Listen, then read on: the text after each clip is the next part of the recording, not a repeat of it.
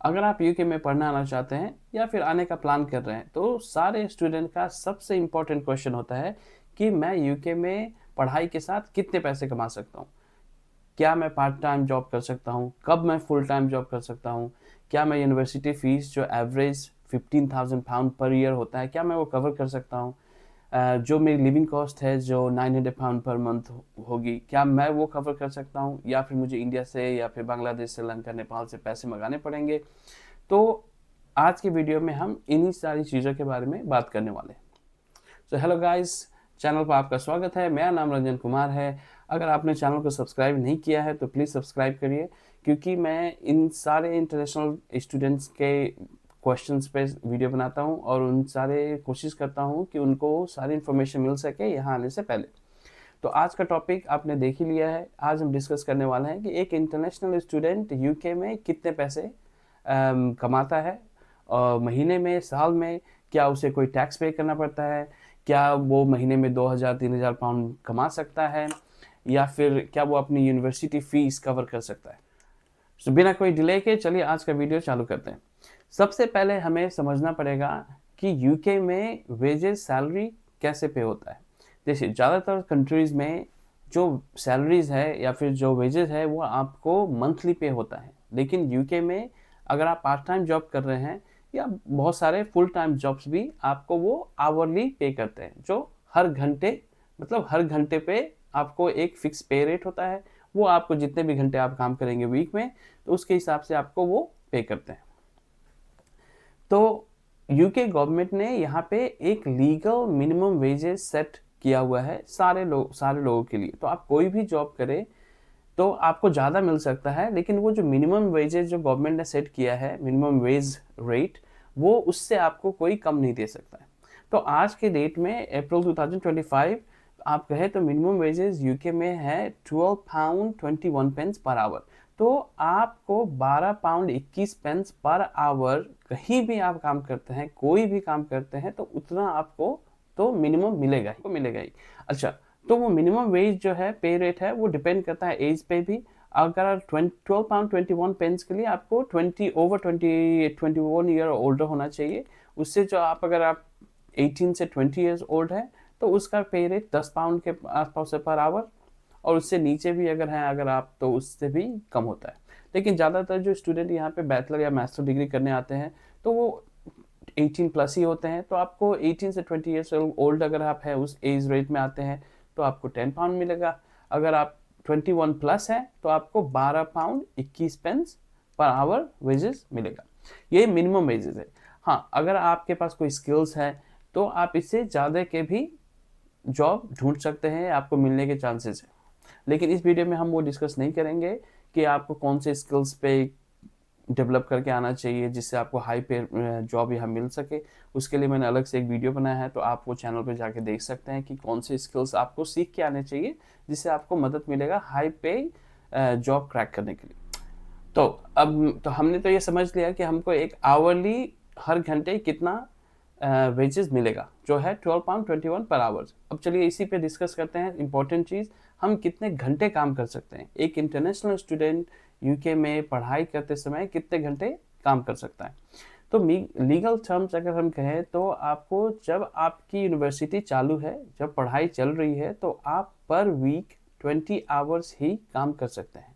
तो एक वीक में आप 20 घंटे काम कर सकते हैं, उससे ज़्यादा नहीं कर सकते अगर जब आपकी यूनिवर्सिटी चालू है।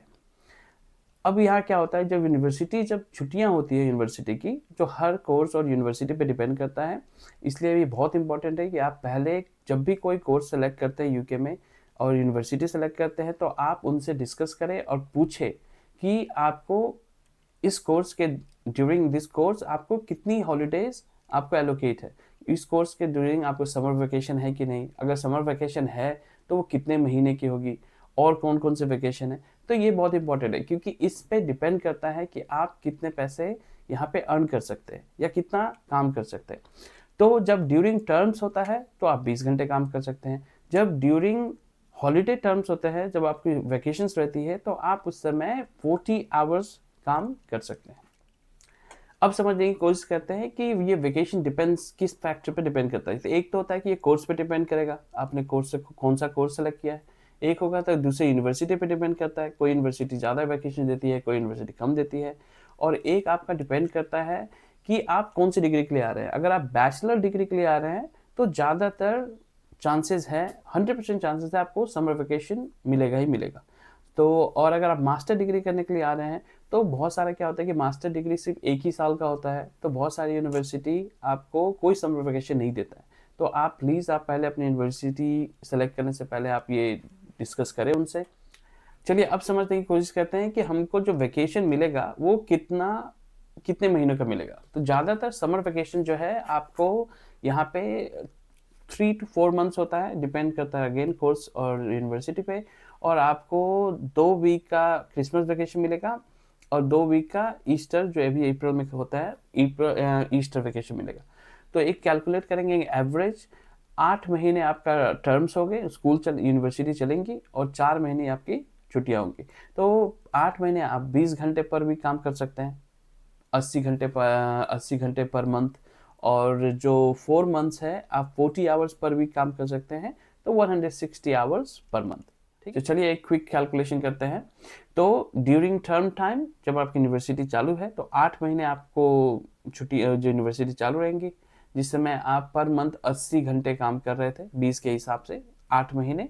तो अगर आप कैलकुलेट करेंगे तो वो बनता है 7,814 पाउंड 8 महीने के लिए। ठीक है, लेकिन जब आपकी छुट्टियां होंगी जो 4 महीने की होंगी, जिसमें आप 160 घंटे पर मंथ काम कर सकते हैं 4 महीने के लिए, तो वो अगर कैलकुलेट करेंगे तो आपको वो भी 7,814 पाउंड बनता है।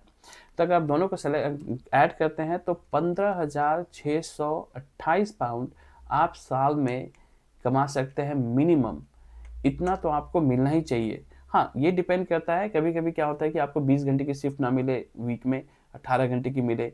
कभी कभी क्या होता है कि समर वेकेशन में भी आपको 40 घंटे की शिफ्ट ना मिले, 38 आवर्स की मिले। लेकिन हम एवरेज एक लेके चल रहे हैं कि हम ये उम्मीद करते हैं कि आपको जो शिफ्ट है वो आप जहाँ पे भी काम कर रहे हैं तो आपको वो 20 घंटे शिफ्ट दे रहे हैं वीकली, और या फिर 40 घंटे शिफ्ट दे रहे हैं वीकली।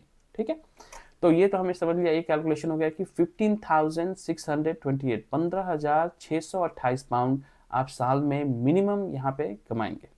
ठीक है, चलिए ये तो हमने समझ लिया कि हमको अब साल में कितने पैसे हम कमा सकते हैं, चीज़ है जो है 15,628 पाउंड साल। अब हम बात करते हैं क्या हमें इस इनकम पे क्या कोई टैक्स पे करना पड़ेगा। तो यूके गवर्नमेंट का एक टैक्स अलाउंस ब्रैकेट है।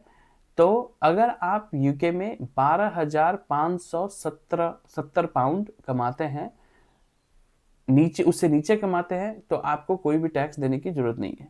अगर आप कोई भी अमाउंट जो 12,570 पाउंड से ऊपर कमाते हैं 37,700 तक, तो उस ब्रैकेट में आपको 20% टैक्स देना पड़ेगा जो भी आपने कमाया है।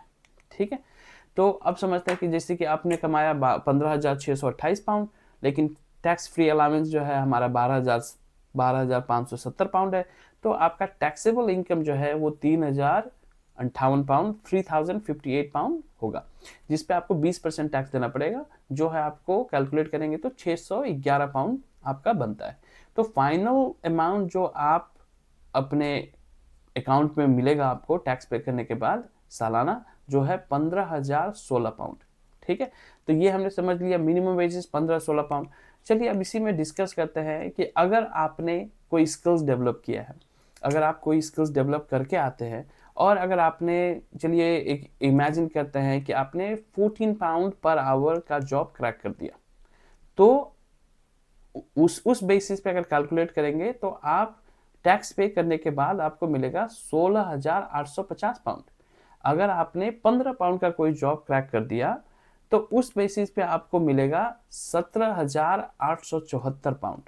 अगर आपने 17 पाउंड पर आवर का कोई जॉब क्रैक कर दिया तो आपके अकाउंट में आएगा 19,922 पाउंड। तो ये बहुत इंपॉर्टेंट है कि आप कोई स्किल्स डेवलप करें और कोशिश करें कि हाई पे रेट का जॉब क्रैक करने का। अगर आप मिनिमम वेजेस करेंगे तो आपको उतने ही पैसे आप कमा सकते हैं जिससे आप एक नॉर्मल लिविंग एक्सपेंसेस कर सके और थोड़े बहुत पैसे सेव कर सके। उससे आप कभी भी यूनिवर्सिटी फ़ीस नहीं निकाल सकते। चलिए, हमने तो ये समझ लिया कि हम कितने पैसे कमा सकते हैं, लेकिन चलिए एक लिविंग कॉस्ट के बारे में डिस्कस कर लेते हैं। एक average living cost in London एक इंटरनेशनल स्टूडेंट का है £900 पर मंथ। अगर आपको उसको डिटेल में देखना है तो मैंने दूसरा वीडियो बना रखा है चैनल पे, जिसमें मैंने डिटेल में बनाया कि वो £900 कैसे कैलकुलेट होता है। लेकिन आप इस वीडियो में हम उसको डिस्कस नहीं करेंगे। तो आप एवरेज इनकम जो है आपका 15,000 है पर ईयर, और £900 आपको पर मंथ लिविंग कॉस्ट है। तो अगर आप कैलकुलेट करेंगे इसमें, तो आपका जो लिविंग कॉस्ट होगा £10,800 के आसपास आएगा पर ईयर, और आपका जो अर्निंग है वो £15,000 के आसपास है पर ईयर मिनिमम वेजेस पे। तो आप अप्रोक्सीमेटली सेव कर सकते हैं £4,200 पर ईयर, जो रफली अबाउट 5 लाख पर ईयर होगा आपको इंडियन करेंसी में, जो इनफ नहीं है आपकी यूनिवर्सिटी फीस पे करने के लिए। हाँ, लेकिन आप जो 10 लाख जो £10,800 का जो आपका लिविंग कॉस्ट है, वो आप अपने पार्ट टाइम जॉब से कवर कर सकते हैं, जिससे आपको, अगर आपने यूनिवर्सिटी फीस इंडिया से आप कवर कर सकते हैं, यहाँ पे पे कर सकते हैं, तो आप यहाँ पे यूके में अपनी लिविंग कॉस्ट ईजिली निकाल सकते हैं और थोड़े बहुत पैसे सेव भी कर सकते हैं, जो £4,200 के आसपास है।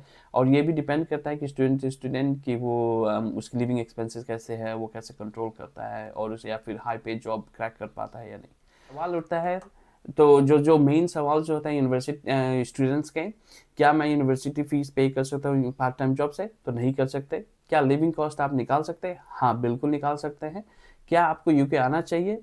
मेरा जवाब है कि 100% आना चाहिए। देखिए, यूके यूनिवर्सिटी की जो डिग्री है वो वर्ल्ड वाइड रिकॉग्नाइज होती है, इंटरनेशनल डिग्री है। आप वो डिग्री लेके कहीं भी जाके जॉब, आप वो वैलिड होता है, आपको जॉब लग सकती है।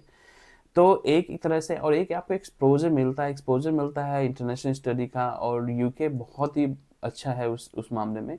तो हाँ, आपको यूके आना चाहिए। हाँ, बिल्कुल, अगर आप यूनिवर्सिटी फीस कवर कर सकते हैं बैक होम से, अगर फैमिली सपोर्ट है, तो आपको बिल्कुल ही आना चाहिए, क्योंकि आप लिविंग कॉस्ट यहाँ निकाल सकते हैं और थोड़े बहुत पैसे भी सेव कर सकते हैं। लेकिन ये मत सोच के आइए कि आप पूरी यहाँ आके यूनिवर्सिटी फीस आप पार्ट टाइम जॉब से निकाल देंगे। ठीक है, तो ये हो गया अर्निंग की बात। अब आपको लिविंग कॉस्ट अगर जानना है तो आप मेरे चैनल पे दूसरी वीडियो जाके देख सकते हैं। अगर आपका कोई सवाल है या डाउट है तो प्लीज़ नीचे आप कमेंट कर सकते हैं, मुझे इंस्टाग्राम पे मैसेज कर सकते हैं, मैं कोशिश करूँगा आपको जवाब देने की। होपफुली आपको ये वीडियो अच्छा लगा होगा और आपको समझ में होगा कि एक इंटरनेशनल स्टूडेंट कितने पैसे यहाँ पे कमा सकता है और या सेव कर सकता है। तो आज की वीडियो के लिए इतना ही। Thank you very much watching. नमस्ते।